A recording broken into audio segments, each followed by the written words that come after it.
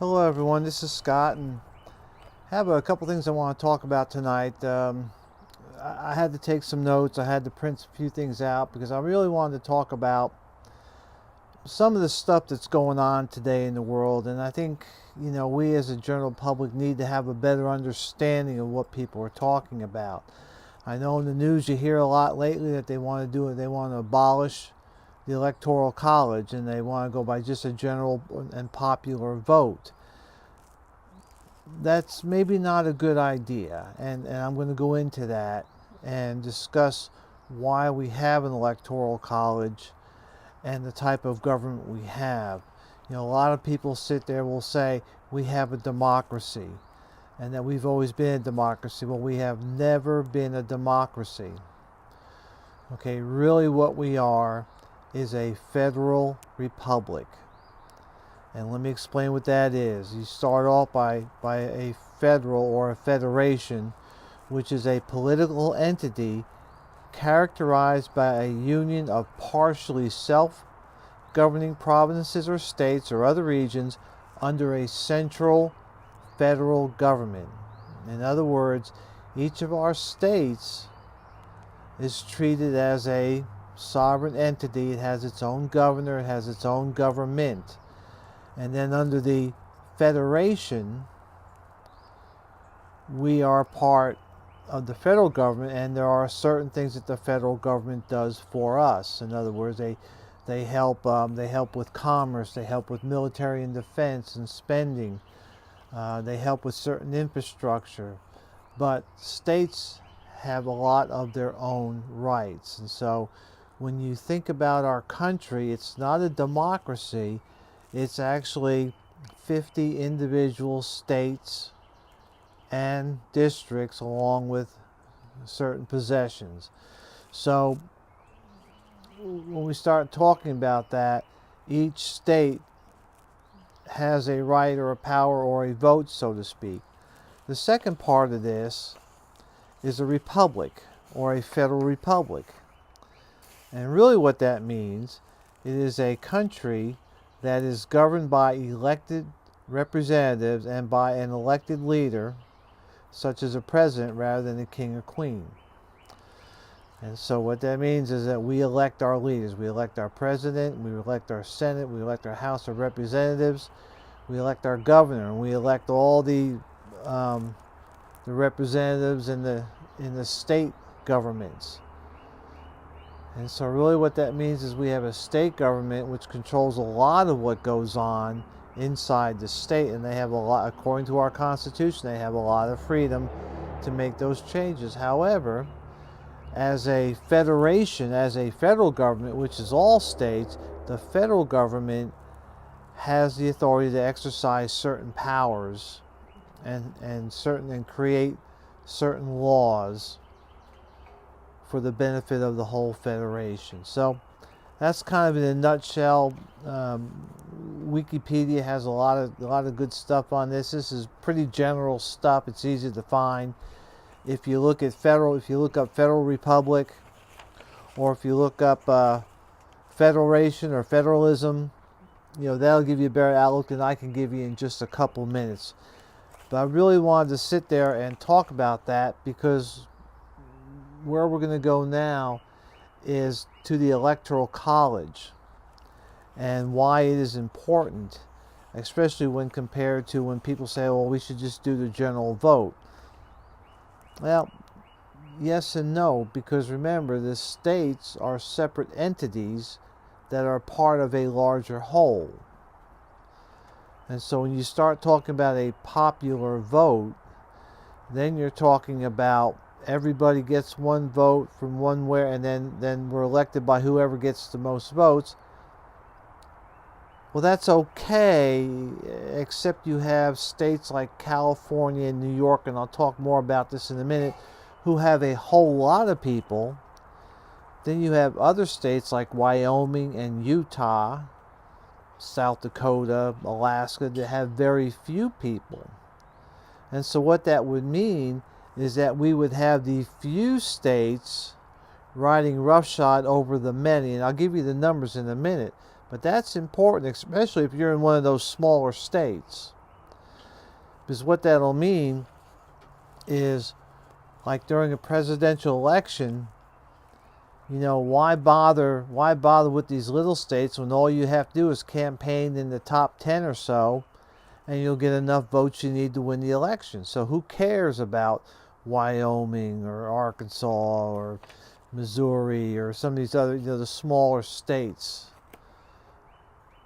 And as a separate entity, they have a right to proper representation. And the way our founding fathers did it, and by the way, the Electoral College or Board of Electors, there's a couple names for it, is a part of the Constitution.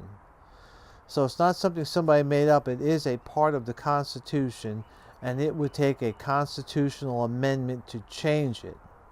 And we'll talk about that in another video, because that by itself is a whole big hairy deal. So, but to kind of go into the Electoral College, the way the numbers of electors are determined are based on two things. One, each state gets 2 senators, and so they get 2 electors for each senator they have. The second part of it is based on population. They get 1 House member, 1 congressman, I believe it's for every 410,000 people. So the more people you have, the more seats you get in the House. Now that's a total, I believe the number is 535 electors in the whole United States. That's why when you see the presidential elections, the race is to 270, because the presidential candidate that gets to 270 wins the election, because that's more than half. And so when you look at the Electoral College, are you represented by population? Yes, you are. Are you represented by your senates? Yes, you are. So you have that same combination. And what that does is it balances the power a little bit. It takes a little bit of power away from the big states with the huge populations, and it gives a little more power to the smaller states, because everybody has to have a say, really, because if you have the big states, the more urban states, running the show, then what could happen is that they would do things like start taxing the smaller states more to support their programs. You see where I'm going with this? I mean, it can go both ways to either party, but what I'm saying is that you can slow them, you can slow the process down, because really where we want our government to be is not really at the extreme left and not really at the extreme right. We want it to be somewhere in the middle where we'll say most people are happy. And that's how we do it, with this balance of power. Yeah, the big people get their stuff, and the little people get their stuff too. Everybody gets a voice, and that's what we need. So, during the last election, and then during the election between President Bush and Al Gore, everybody screamed that the runner-up received more popular vote, but didn't get elected because of the Electoral College. The winner had more Electoral College votes. Okay, and there's a reason for that. Okay, states can typically do one of 2 things with the Electoral College votes. They have what's called a winner-takes-all rule, and then proportional voting. And it's up to the state to determine this, not the government, the federal government. It's up to the individual states. They have that right to adapt it to however they need. In the case of a winner-takes-all rule, what that means is whatever candidate gets the majority of the votes in the state, either more than 50%, or if it's less than 50%, he who got the most votes would get all of the Electoral College votes for that state. Okay? So that's kind of how that kind of happens, where one guy wins the electoral vote but then doesn't necessarily get the general population vote. The other way is the proportional voting rule, and that is where they will take the percentages of the presidential candidates, and then they will divide their electoral votes along the same percentages. If one candidate got 30% or 33% of the votes, and the other candidate got 66% of the votes, then if that state had 10 votes, 4 would go to one and 6 would go to the other, or thereabouts. You can't cut, I don't think you can cut a vote in half, but they would, either 7, 3, 4, 6, but they would divide it proportionally to the amount of votes received. But again, that is a state derived thing. It's not a federal thing. So states have, that opportunity to change it as they see fit, and that does not require a federal constitution amendment. Depending where the states have the law, may determine how they can change it. Each state is a little bit different in how they set their business up, and that's okay. So I hope this kind of explains about what the Electoral College is and what it does. And really what it does, it really helps kind of balance things out, because if you didn't have the Electoral College, then you would have many states, and I'll go over this in just a second, that would no longer have any say in the running of the government at all. And I'll go into that now. I looked at the population based on the 2018's or estimated population. Actually, it's the population per the 2010 census. The number of delegates or number of House seats are determined during the census. The last one was 2010. The next one's coming up in 2020. If you look at the top 5 states as far as population, they would be California, Texas, Florida, New York, and Pennsylvania. Combined, they have 33% of the population. That's a huge voting block. When you count Electoral College seats, they have 171. Remember, a president only needs 270 votes to win, and 5 states combined would have 171. Can you start to see where that's a problem? Let's take it another step. Let's go to the top 10. If we add Illinois, Ohio, Georgia, North Carolina, and Michigan to this mix, that now comprises almost 50% of the population, and a total of 256 Electoral College votes. If we take number 11, New Jersey, there's your 270. So that is 11 states.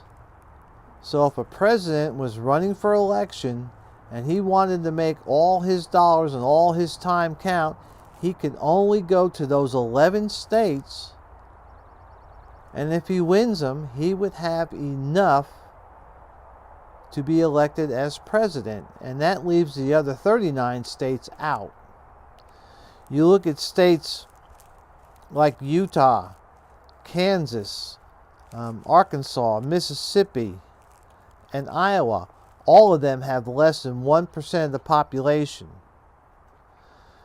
And then there's a bunch of states that have less than 2, about 16 or 17 that have less than 2. And then there's only about 10 that have between 2 and 3. New Jersey, which we said was number 11, has 2.69%. And so by looking at this, you would be blocking out a large part of the country. Now someone says, well, who cares? Well, if you make laws that only pertain to the 10 states, then the other states suffer. And in some of these states, a lot of these are Midwestern states where we get our food from. Some of our manufacturing comes from there. So the Electoral College is a good thing. It's just we have to exercise our power to vote, and we have to be involved in our politics. And it's whatever party you decide. I'm conservative in nature. I believe in small government, but what I'm talking about here has nothing to do with my politics. This is just how it goes. And all I'm saying is that if you do away with the Electoral College, many will suffer. All right. Looks like we're doing okay on time here. Okay. So, the Electoral College is really just a more balanced distribution of power. So we've kind of covered that. Now let's talk about the census and why it's so important. Right now in front of the Supreme Court, they are arguing whether to add the question back into the census, asking whether a person that they are interviewing is a United States citizen. We, or the current government, wants to put that in. However, there's a lawsuit up there now, and it was expedited through the court system so that they can get the census forms printed for the 2020 census, to not allow that question to be on the census form. And I had to sit there and think about, why would you not want to know if a person was a U.S. citizen or not? And really, I pondered this for quite a while, and then, I got hit with a frying pan, and it dawned on me. Because as long as you're counting bodies, and there's no question as to whether they are or are not a U.S. citizen, they will count in the 2020 census when they go to readjust the number of seats in the House. More seats, more power. That's important. You need to think about that. The other thing you need to think about is, why do we have so many of our politicians refusing to secure our borders? If you have no border, you have no country. It's already proven that drugs and sex trafficking and child trafficking is coming across that border at an alarming rate. Just recently, there was enough fentanyl to come across in one package. I think they said it would kill like 40 million people. It was that much. And you sit there and you wonder why people say, "Oh no, we don't want closed borders. We want to tear down what walls we have and bring more people in." Well, I think this is the answer. That they're trying to pack their states with people. They don't care about those people. All they want is that number. They don't care about the citizens of this country who have to absorb the burden of all these extra people. They don't care about the citizens of this country who have to endure the crime rates that are rising, that the drug trade, the sex trade, the child trade. They don't care. But they want those numbers, because more population means more seats in the House. They can't do anything with the Senate, but they can load up the House, and then they still get their large voting block. And the House is what holds the purse strings. All fiscal stuff comes from the House. So they don't even care about the illegals voting or not. They just want that number, and then they'll take care of the rest. And so I wanted to share this with you. I've gone a little long, and I know, I tend to get that way. But like I said, think about what you're doing. Don't think with your heart. Think with your head, or at least think with your head first, and then think with your heart. Honestly. If something doesn't make sense, there's a reason why it doesn't make sense. You guys know. So get out there, use your head, read, look around, check the reliability of your information. I hope this is helpful to you. If you like what you see, subscribe below. You know, I know I'm not Mr. Charismatic, but that's just me. But I really want you to understand this. And then in a future video, we will talk about what's called a constitutional convention and what that takes. And you need to understand that as well before you go screaming, abolish this, abolish that, abolish this. You need to understand. And so hopefully in a future video, I'll get that out to you. Thanks for watching. Please comment below, subscribe. I'll keep trying to put out more content. I think if you've watched some of my other videos, you know I'm in the process of moving, so that's kind of occupying a lot of my time right now. I'm trying to get into a more rural area where there's less people, less problems, and hopefully I'll have a quieter life. So you all hang in there. Stay safe, stay secure. We'll see you.